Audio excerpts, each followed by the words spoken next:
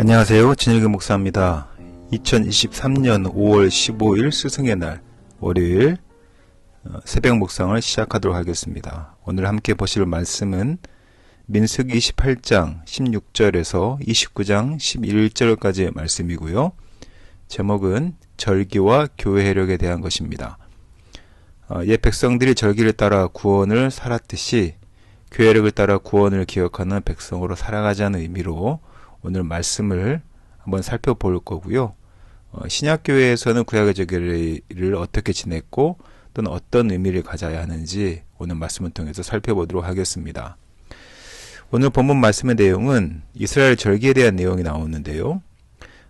첫 달의 14일과 또 15일 20일 사이에 있는 6월절 또는 무교절에서 또 6월절 이후에 50일째 이루어진 77절로 이어지는 봄절기와 또 7월 1일에 있는 나팔절, 7월 10일에 있는 대속제일, 그리고 7월 15일부터 22일로 이어지는 초막절로 이어지는 음력 7월의 절기로 나뉘어지는 이스라엘 절기를 살펴봅니다.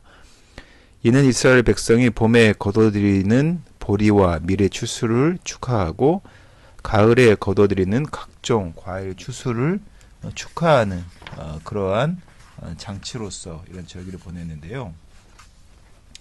오늘 본문을 통해서 우리가 좀 더 살펴볼 말씀은 절기는 하나님께 바치는 예물과 또한 지키는 절기로 나뉘어져 있습니다. 또한 그들의 소유와 시간을 하나님께 드리는 것이 결코 낭비가 아님을 믿을 때 하나님께 바친 예물과 지키는 절기가 의미가 있고 또한 그것을 통해서 예배할 수가 있습니다. 매일 또는 매주 또는 매달 각 절기마다 엄청난 양의 제물을 하나님께 바칠 때마다 하나님의 것을 하나님께 돌려드린다고 생각하고 드릴 만큼 축복하신다고 믿지 않으면 드릴 수가 없는 일인 것이죠. 그리고 6월절 같은 경우는 기억을 다시 상기시키는 겁니다. 다시 말하면 기억이 있는 예배라고 할 수 있죠. 그것은 개인과 국가의 존재 시작을 기억하라는 뜻으로 6월절을 지키게 하셨습니다. 무에서 유를 창조하신 하나님이 이스라엘을 창조하셨습니다. 스스로 만든 나라가 아니라 그들은 만들어진 나라입니다. 죽음의 땅 광야에서 살아남은 것이 하나님의 능력과 은혜 덕분이었듯이 이제 그들이 들어갈 가나안에서의 생존도 하나님이 결정하신다라는 것을 기억 있는 예배 6월절을 통해서 보게 되는 것이죠. 77절은 또는 오순절 초실절이라고 하는 77절은 수확의 열매를 하나님께 드리는 날입니다. 보리를 추수하고 밀의 첫 수확을 하는 절기인데요. 첫 수확을 하나님께 드림으로 남은 모든 것도 하나님께서 책임져 주실 것을 신뢰하고 미리 감사하는 감사의 예배 또는 감사하는 날입니다. 참 예배는 감사에서 나오고요. 감사는 당연한 것이 없음을 인정하는 태도라고 볼 수 있습니다. 7월은 그들에게 새해라고 볼 수 있습니다. 이 달에는 나팔절, 대속제일, 장막절 등이 연달아 있고요.